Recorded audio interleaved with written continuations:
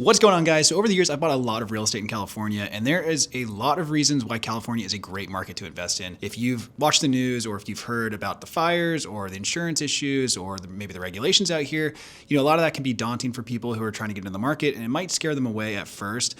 But today I want to break down why it makes a lot of sense to actually buy real estate in California and why you can benefit long-term from investing out here. Because unlike other states, there's a lot of benefits in California that people don't realize. So let's dive into it. So the first major benefit is that taxes in California are a lot lower than most states. I mean, if you're comparing California to, say, Texas, for example, they're almost double in Texas compared to California. So for a lot of people who have thought about moving from California to Texas, they're a little bit surprised and get a little bit of a sticker shock when they actually buy a house out there and they get their first property tax bill. You see, in California, thanks to Proposition 13, which was passed back in the 70s, property taxes in California are actually based on the purchase price rather than readjustments every year. So it can't be based on current market value. It's got to be based on that original purchase price, and it can only go up 2% annually, which really caps property taxes in the long term. It can be very beneficial to investors. So for example, if you are an investor that holds a property for a very long term, your property taxes can be significantly less than somebody who just bought their property a year ago or even this year. So again, long-term investors out here pay significantly less property taxes than newer buyers. And the longer you hold the property, the better the benefits in the long run. Now, something else that's really interesting the past couple of years ago in California is if there is a natural disaster such as the fires that have been going on or an earthquake or other issues, and let's say your property is completely destroyed, well, we also have property tax benefits for you there too. You see, when you rebuild, you don't actually get assessed for property taxes based on the value of the new build. You get based on the value of the property as it stood before the fires and what your property tax basis was going into that event or that crisis. That can be really helpful for people who are rebuilding after losing everything. And it can be really great for families who lost their house, for example, and that may actually be their only real estate investment. And it can be great for investors too who own real estate out here that gets damaged due to one of the natural disasters. Now, I'm gonna cover natural disasters more in this video in a little bit. That is definitely something to keep in mind out here. But overall, the tax code in California is very beneficial to real estate investors, and that's something that you should definitely keep in mind when you're comparing California to other states in the country. Now let's talk about why California is a great place to invest for the number 2 reason, and that is California is the largest economy in the country, but it's also the 4th largest in the world. Well, technically 5th right now, but it's almost the 4th. There's a lot of speculation that's very soon going to be the 4th. So what does that mean to you as an investor? Well, it means that there's a super diverse and robust economy. And because of that, there's really strong purchasing power out here and really solid incomes. From an investment standpoint, that is great, especially if you're buying multifamily, because that means that you have a really strong renter pool to go after versus other states where, unemployment might be higher, maybe there's not as much purchasing power or spending power, so the rents are lower. Whereas out here, it's one of the highest in the nation, so the rents are very, very strong. It also means that during a downturn, you're better protected because the economy is so diverse. I mean, there's so many different jobs and Fortune 500 companies that are based out here. Some of the largest companies in the world are based and headquartered in California. So from an employment standpoint, California has always been very robust. And because of that, the rental demand has always been extremely strong. And so for a multifamily investor like myself, I mean, it's great when you're releasing units because we have not had many sit on the market longer than a month. Most release within 2 to 3 weeks. There's a housing shortage out here. So there's a lot of demand, especially in the coastal markets with the higher paying jobs. Now, as you get inland into California, especially in some of those like tertiary and desert markets, the unemployment rate is a little bit higher and it's a little bit harder to find quality tenants. Not to say that there aren't quality tenants out there, it's just in the coastal markets you have much higher incomes and higher paying jobs.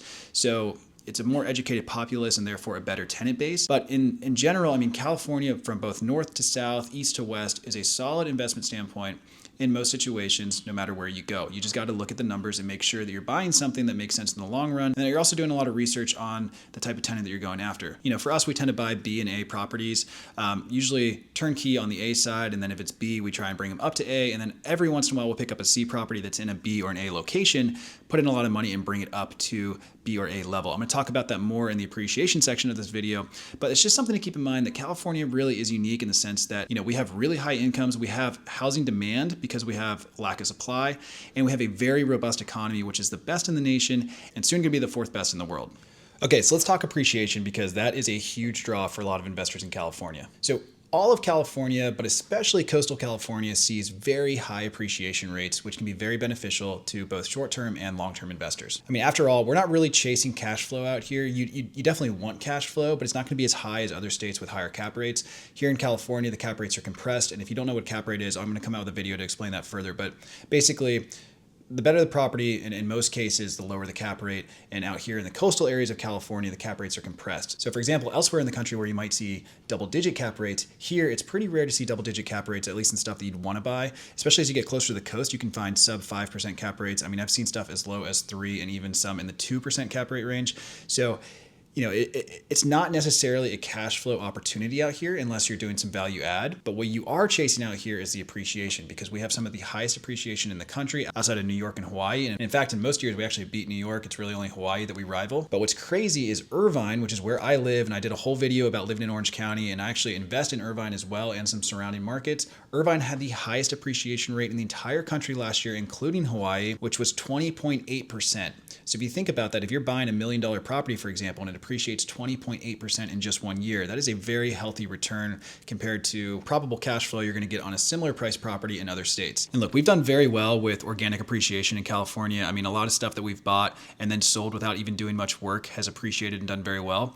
But we've also done extremely well with forced appreciation. So if you don't know what that is, that's where you buy a property that needs some value add or needs some work, or maybe you have to do some things to bring the property up from, a C to a B or a B to an A, like I was talking about earlier. Well, that's called forced appreciation, where you're actually doing the work and you're forcing the value of the property to change by doing work to the property itself. I've posted a ton of videos about some of our projects that we've done, as well as a brand new condo project that we're doing where we're going to, hopefully flip that. So definitely go check out those videos if you haven't seen them already, because you can see how we're literally adding value to these properties through construction and through improvements. And that's called forced appreciation. And again, even though construction costs are high here, we usually see a pretty solid return when we go to sell or refinance, because honestly, property values out here just keep skyrocketing. And some people wonder, are they going to keep going? Well, again, there's a housing shortage out here and there's not enough housing units. So for the foreseeable future, property values are going to keep increasing, especially in the coastal areas where it's really hard to develop. But that's enough on appreciation. Let me dive into number 4, which is also really important to keep in mind, especially when comparing to other states elsewhere in the country. So another really important one to keep in mind is that California weather is far superior than most states in the country. Yes, we have wildfires. Yes, we have earthquakes. Yes, we have other natural disasters, but all those aren't as bad as they're made out to be in the news. I mean, wildfires are getting worse and worse. Yes, but there's areas that you can focus on that aren't in wildfire areas or high fire risk areas. And those are the areas that we focus on when investing. And here's why that's important, because if you're investing in other states, let's say you are investing in the Midwest, where they get a lot of snow, freezing rain, freezing pipes, right? There's a lot of wear and tear on your buildings. Whereas out here in California, assuming you're out of those fire areas and assuming you're not in a high earthquake area, which we haven't had a big one in a while, so that's obviously really good. But again, assuming that you're just investing in the residential areas that really don't have that bad of weather or don't have any natural hazards for the most part, we're not running into flooding because we don't get a lot of rain out here in most situations. We're not running into tornadoes really ever.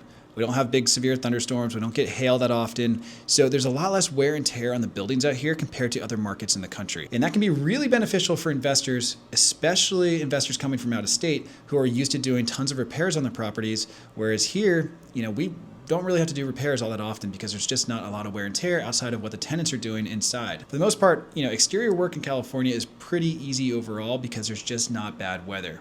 And that is very different than a lot of other states. Okay, so number 5 might surprise you because a lot of people see this as a drawback, but I actually see it as a benefit for investors in California, and that is regulations. So it's no surprise that California has a ton of regulations. And again, to an outsider looking in, it can seem like a really bad thing to have a lot of regulations. And, for some developers in some areas, and definitely some tenant laws, I think they need to be reworked. But overall, the regulations can actually be very good for investors. And let me explain why. Now, most situations in California when you're doing development, you do have to go through the proper protocols and the proper regulations to actually get the development off the ground.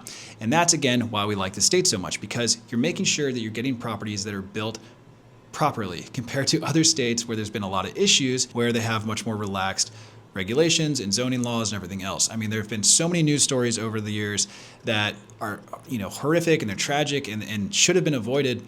Whereas in California, we have standards and codes that are so much more heightened than elsewhere in the country, partially due to the fact that we're in a seismic area, but also because we've learned from issues in the past and put these in place. I mean, for example, California requires additional disclosures beyond what's required at the federal level. So if you're buying property out here, you have to get disclosures. For example, if your property is in a natural hazard area, which again, going back to the fires and everything else we've had out here, can be very beneficial. So you get disclosures if it's in a fire zone, you get disclosures if it's in an earthquake zone, and that can be really helpful when you're evaluating properties, especially with all of the insurance issues that are plaguing the country. I mean, it's not just a California thing.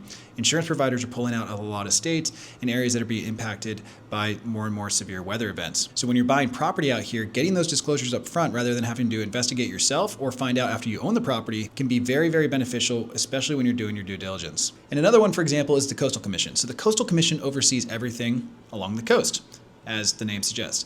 Now, a lot of people hate the Coastal Commission, especially developers, and then there's people that love the Coastal Commission because it preserves the coast, which is what it's intended to do. It's basically intended to preserve the California coastline for future generations, and there's arguments that can be made that they've done a really good job because we have some of the healthiest coastlines in the entire country. Now, from a development standpoint, it can be very, very tedious going through because there are so many extra layers you have to go through to get any project approved. However, from an investor standpoint, it can be a really great thing because again, I invest mostly in coastal assets, right? So I'm buying stuff along the coast. And with the Coastal Commission making it so hard to develop, that means that there's so many barriers to entry to build new product on the coast that it basically forces appreciation up and down the coast and creates insane property values.